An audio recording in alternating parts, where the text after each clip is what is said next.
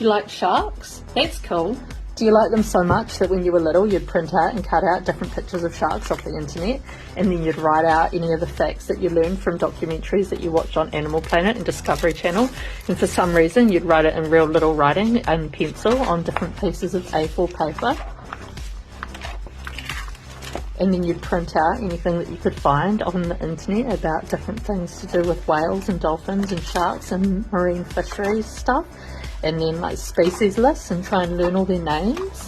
And did you like get random fact sheets and put them in a folder and like photocopy stuff from the library and like cut out any articles that you could find, and then like print out poems about whales that you found and like random pictures on the internet?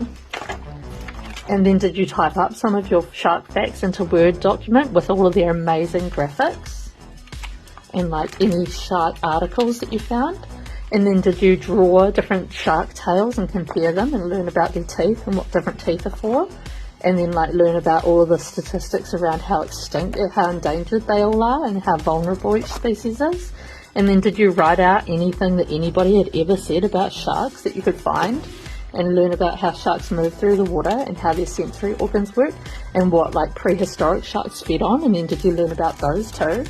And for some reason just print out random colouring pages and photos of how sharks jump out of the water and maps of where sharks are in the world, and like just learn about random things that sharks feed on?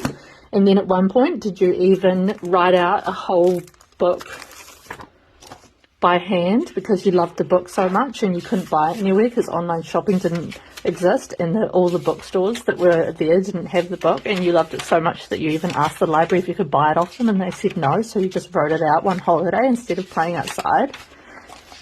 Did you do that?